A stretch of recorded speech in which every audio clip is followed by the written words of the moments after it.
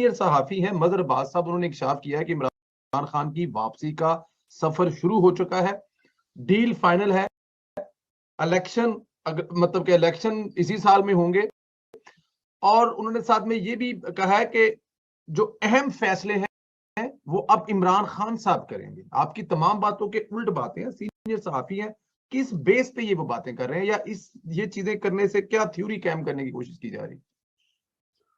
اچھا، میں مظہر صاحب میرے سینئر ہیں، میں ان کا نام لے کر یہ بات نہیں کرنا چاہتا، لیکن مظہر صاحب نہیں، اس کے علاوہ 10 اور لوگوں نے اس طرح کی باتیں کی ہیں۔ لیٹس ناٹ ٹیک نیمز، ٹھیک، اور ہم اوور آل بات کرتے ہیں۔ یہ ایک خواہش بیچی جا رہی ہے، ایک فینٹیسی کریٹ کی جا رہی ہے، اور اس میں عمران خان صاحب سر فہرست ہے۔ وہ عمران خان کے منہ کھول کے اس کے اندر زبردستی لفظ ڈالنا چاہ رہے ہیں کہ تو پھر خان صاحب آپ نے ایکسٹینشن کا کہا نا، تو خان صاحب پھر آپ امن و امان پر آمادہ ہو گئے نا، خان صاحب آپ نے ہاتھ میں زیتون کی شاخ پکڑ لی نا، خان صاحب آپ کے ہاتھ میں امن کی فاختہ آ گئی نا۔ تو یہ اس طرح کی چیزیں جو ہیں یہ ایک فینٹیسی کریٹ کرنے کی جا رہی ہے، اور اس کا ریئلٹی سے کوئی تعلق نہیں۔ کیوں ایسا ہوتا ہے؟ لوگ کیوں مس گائیڈ ہوتے ہیں؟ سینئر لوگ ہیں، کوئی جونیئر لوگ نہیں۔ پی ٹی آئی کا سوشل میڈیا اتنا پریشر کریٹ کرتا ہے کہ وہ جھوٹ کو سچ بنا دیتا ہے، اور وہی یہ ہو رہا ہے۔ انہوں نے کیا کچھ کہہ دیا، اصل صورتحال ان ملاقاتوں کے حوالے سے میں نے آپ کو ایگزیکٹلی بتا دی، اور یہی معاملات ہیں، اور یہ معاملات کوئی بھی کہے عمران خان کے دوبارہ ہاتھ میں آنے والے نہیں ہیں، بلکہ ان کی آنے والے دنوں میں سختی آنے والی۔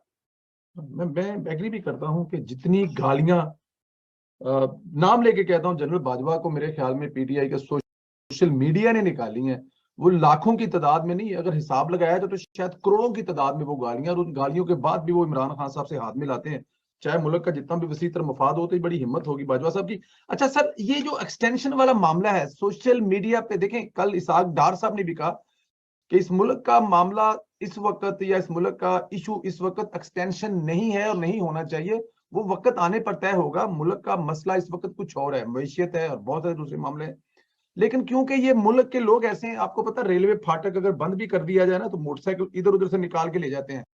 یہ والی قوم سے ہمارا تعلق ہے۔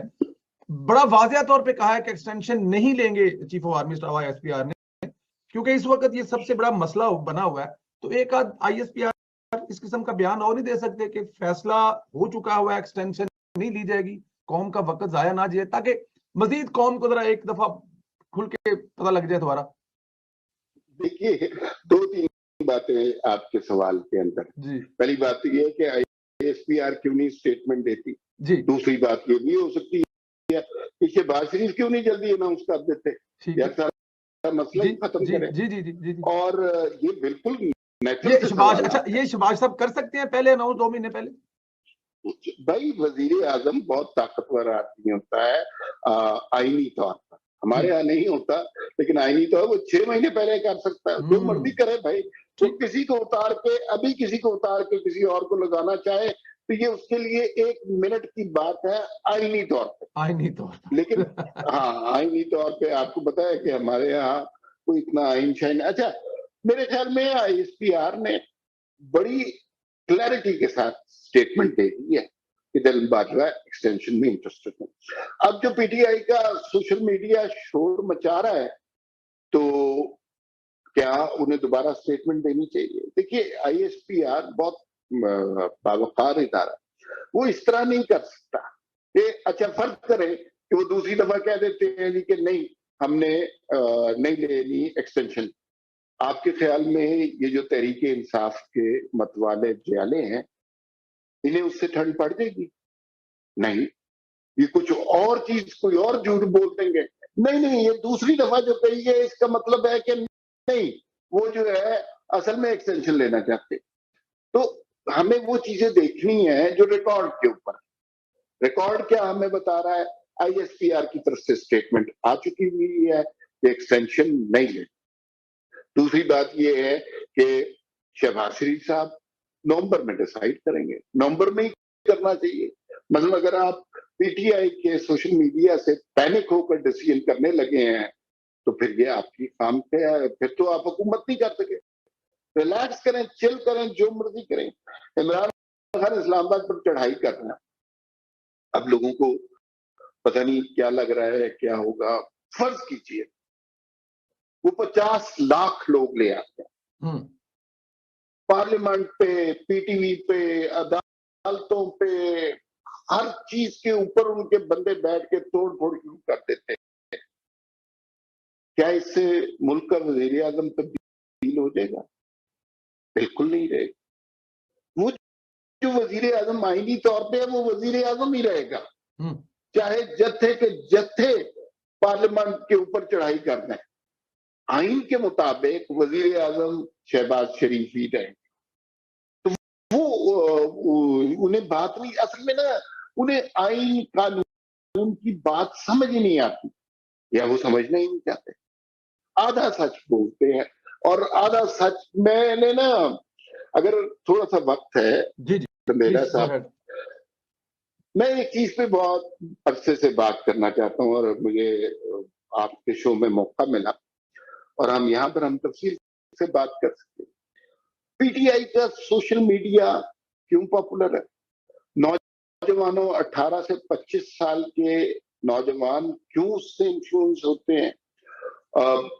क्यों जो है लोगों की शैलो नॉलेज, अफवाहों के ऊपर लोग यकीन करना शुरू करते हैं? ये बड़ा संजीदा मौजू है, इस पर तफसील से बात करनी चाहिए। और मैं कोई हतमी राय नहीं रखता, लेकिन मेरा अंदाजा है और जो मैंने इनके सोशल मीडिया से सीखा है वो आपको बता देता हूं कि ये सब कुछ क्यों।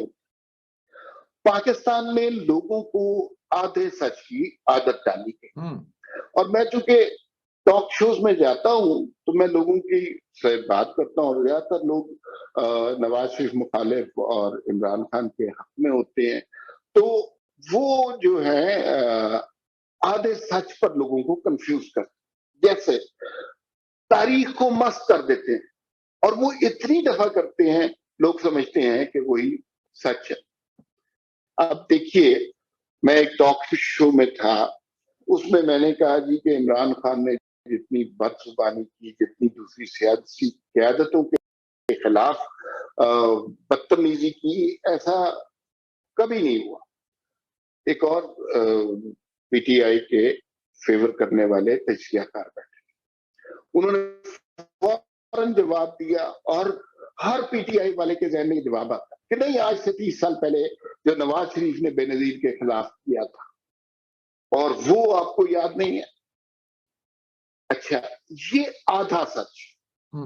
आधे लोग कन्विंस हो जाते हैं इस आधे सच, रियलिटी की तरफ नहीं जाते, शैलो नॉलेज की तरफ जाते हैं, डीप थिंकिंग की तरफ नहीं जाते। पूरा सच क्या है? पूरा सच ये है, नवाज शरीफ ने जो बेनजीर के खिलाफ कैंपेन की थी वो गलत थी। ये मैं नहीं कह रहा, ये तारीख बता रही है। नवाज शरीफ ने खुद उस गलती को तस्लीम की और जो पार्टियां दस्तों गिरेबान थी, आपस में एक दूसरे पे फाइलें खुलवा रही थी, बड़ी बुरी जुबान इस्तेमाल हो रही थी जो गलत थी, उसके बाद वो पार्टियां इकट्ठी बैठी, उन्होंने मीसाके जमहूरियत किया और उसके बाद वो पार्टियां एक दूसरे के साथ ताउन भी करती रही। मोहतरमा बेनजीर भुट्टो की शहादत पर सबसे पहले जो सियासी लीडर पहुंचा था वो नवाज शरीफ था। बेशक ये पूरा सच है। अगर आप सिर्फ इतनी बात पे रहेंगे कि 30 साल पहले, दूसरा, हर बात पे 30 साल पहले कह देना मुनासिब नहीं होगा।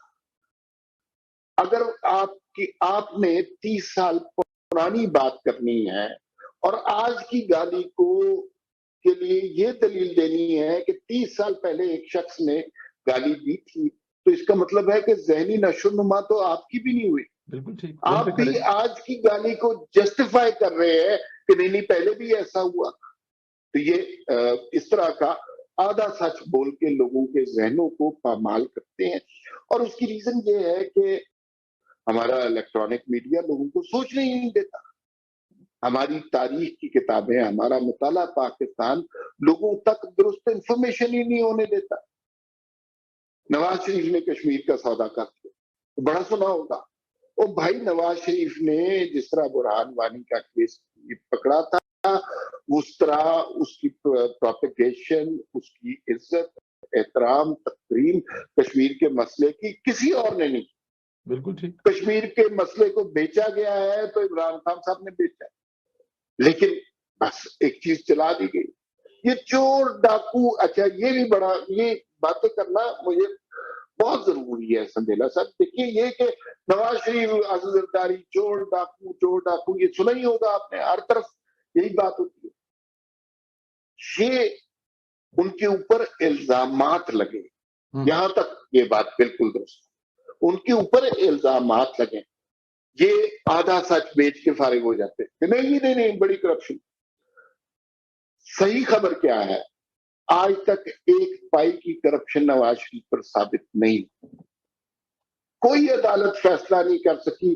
जनरल मुशर्रफ जैसे डिक्टेटर 9 साल के अंदर ये डिसाइड नहीं कर सके, एक पैसा भी साबित नहीं कर सके। ये पूरा सच।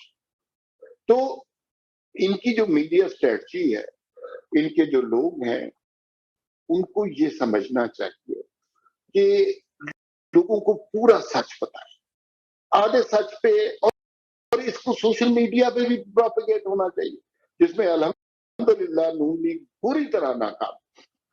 तो वो अगर दुरुस्त सच बताएंगे, दुरुस्त तारीख बताएंगे, तो लोगों को बात समझ आएगी। ये अध कचरी नॉलेज जो है, ये बहुत खतरनाक होती है, और इससे नौजवान जहन पामाल होते हैं। और मैं आपको ये बताऊं, ये कैसे मैं इस नतीजे पे पहुंचा। इसलिए कि एक जमाना था जब मेरी भी यही एज थी, 18 से 25 साल, मैं भी इसी स्कूल सिस्टम का पढ़ा था, टाटो वाले स्कूल का मैं पढ़ा हुआ, और हमने भी वही मुताला पाकिस्तान पढ़ा था। हम भी बहुत इमोशनल से हुआ करते थे। और उसके बाद जब जिंदगी ने मौका दिया, कुछ ममालिक का सफर किया, कुछ पाकिस्तान के अलावा कुछ किताबें पढ़ी, तो फिर अंदाजा हुआ कि हकीकत वो नहीं है जो हमें दिखाई जा रही, जो हमारी खोपड़ियों के अंदर ठोक ठोक के डाली जा रही। हकीकत कुछ और है। उस एज के अंदर हमें भी वही बात नहीं समझ आई। उस एज में हम भी ज़ियाउल हक को मर्दे मोमिन, मर्दे हक समझा करते थे। और मैंने